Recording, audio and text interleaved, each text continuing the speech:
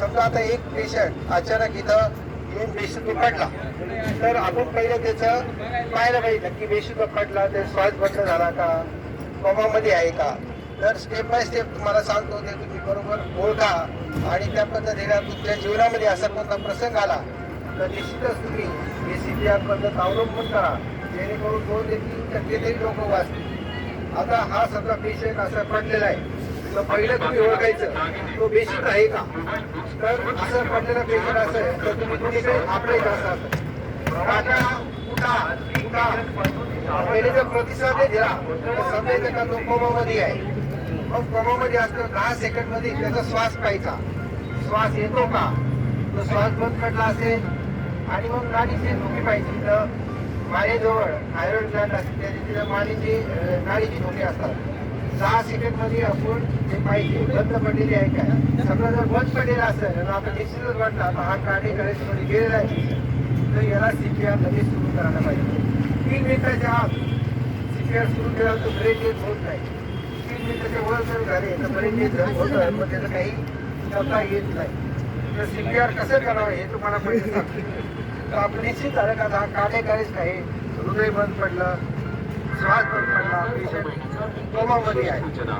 तर आता CPR कसा करायचा हे तुम्हाला सांगतो. पहिले आता समजा समजलं हे आता पेशंट काढे करायचं पहिले तुम्ही कोणा तरी बरेच आता तुमच्या आजूबाजूला कोणी असेल तर त्याला ॲम्ब्युलन्सचा फोन करा किंवा 108 नंबरचा फोन करा, जेणेकरून हॉस्पिटलमधून डायरेक्ट ॲम्ब्युलन्स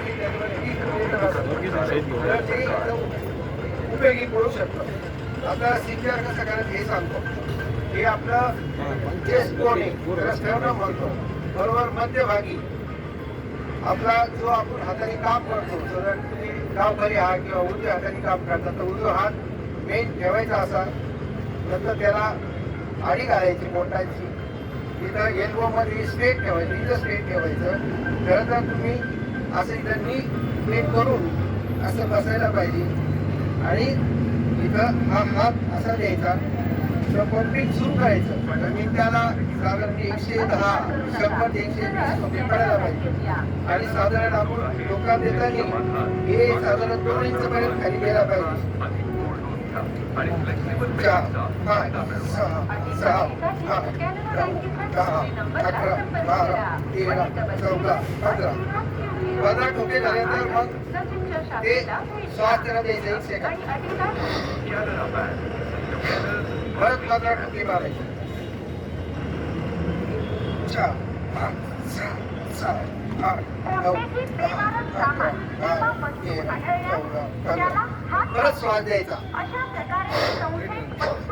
मग कोणातरी मदत बोलवायची जेणेकरून तो CPR मदतीला येऊ शकतो. आता आपले इथे काळे हे आहे ते CPR चांगले बरेच पेशंट त्यांनी वाचवलेले आहे. तर कसं CPR द्यायचं हे परत ते तुम्हाला सांगते.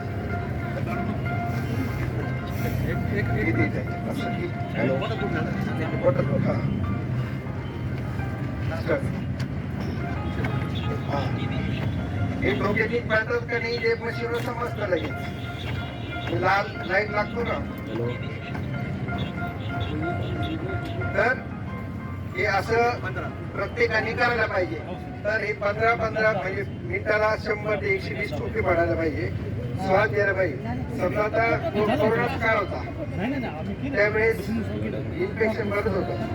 तर तुम्हाला असं वाटतं की पेशंटला काही त्रास आहे जेणेकरून त्याचं इन्फेक्शन आपलं येईल तर माउथ टू माउथ रेस्पिरेशन केलं नाही तरी चालेल, फक्त तुम्ही पंपिंग करा. आणि पंपिंग किती करायचं, साधारण आता हे 30 सायकल असतील तर 5 सायकल करायचे, म्हणजे 2.5 मिनिटाच्या अशा 5 सायकल करायचे. म्हणजे किती वेळ होतो, 2.5 मिनिटाची 7.5 मिनिटं. तर अशा 15 मिनिटं तरी करत राहायचं आपण. त्याच्यामध्ये जर पेशंट जर उठला तर मग बंद करायची. आणि कधी बंद करायचं, जोपर्यंत डॉक्टर येत नाही, तोपर्यंत टीम येते तुम्हाला मदत करायला, तोपर्यंत चालू ठेवली. अशा रीतीने तुम्ही CPR जर केलं तर निदान जो जाणारा माणूस आहे 3-4% तरी वाचू शकतो. जर कोणाला काही प्रश्न असेल तर ते विचारा. प्रवाशांना काही शंका असेल तर कृपया विचारा. डॉक्टर साहेब महामंडळवाले विचारा. आता एक जण कोणतंही तुम्ही CPR एक करा, एक जण या. काही शंका असेल विचारा. हा, आता पहिला हात असा करा. कोणता काम करतात काय करतात काम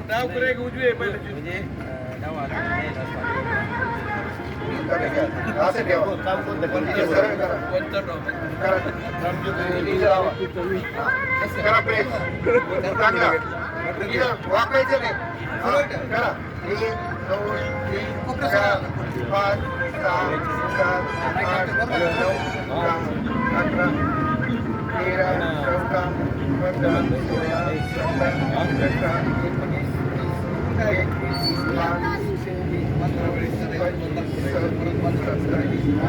19, 20, आता दुसऱ्याने करायचं लगेच.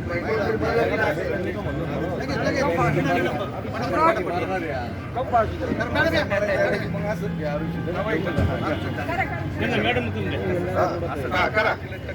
इथे करा. 1, 3, 4, 5, 6, 7, 8, 9, 10, 11, 12, 13, 14, 15, 16, 17, 18. प्लेस द 1, 2, 3,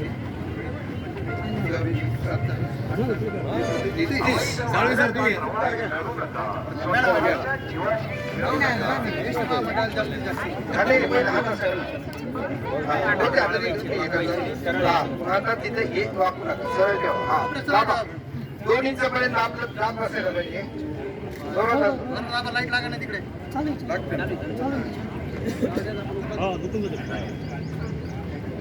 दोघंच असलं सगळं चांगलं.